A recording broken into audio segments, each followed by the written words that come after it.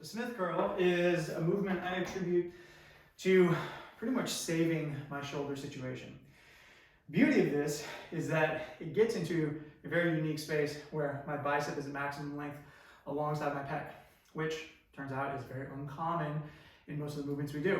So if you have dysfunction through that range of motion, man, oh man, this is gonna help like crazy. Now, when you start this, it might be very uncomfortable. So uncomfortable that I started this with 5 pounds and slowly worked my way up to 20 and 30 pounds. But do not be shy about using lighter weight if this is sticky and problematic.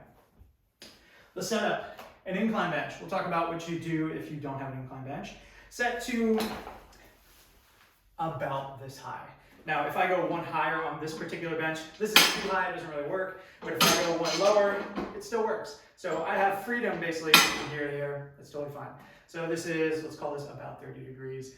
Your mileage may vary based on what kind of bench you have. But the goal is, can I get myself up and over and on top of the bench? I want my chest pointed directly to the ceiling so that my arms can dangle to the sides, which is different if I'm here. Chest is not pointed to the ceiling, it's pointed over that way, and my arms are no longer dangling at my sides, they're kind of gently out in front of me. Okay, small distinction, but very important to getting this movement going.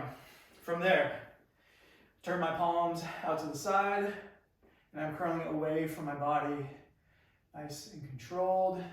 I don't really need to go up any higher than this. There's nothing here for me because it deloads, and then stretch all the way out to the bottom. I can feel this in my chest. This feels amazing. I just want to hang out here for a second, but onwards we go with the demo.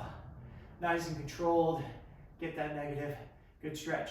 Faults. People will tend to revert to this, as we indicated. This is not problematic. It's not bad. It's not going to hurt you. It's just a different movement. Once I get up there, what tends to happen is either the arms continue to travel kind of through this direction here. Again, not bad. It's just not the intent.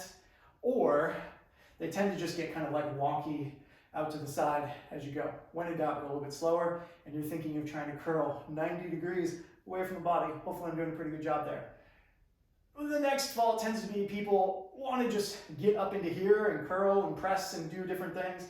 Really the range that you're seeking is from about here to about there, and then back down, and then making sure you get a good complete deload each time. Don't hedge here. If you have to hedge here because it's painful or whatever, go to lighter weight, hang out, get that stretch. Okay, let's talk about how to make our alternative incline bench. So if you have a stack of plates, or you have a box, you can imagine that I make myself a little mountain of stuff. I've got my ordinary bench, and I can get it to about this height, and I'm rocking and rolling. It's about the same height as the other bench. Go slow, control the movement, use light weight, make sure your setup is correct, and the Smith curl is amazing for opening up the chest and getting some good sneaky gains across the bicep.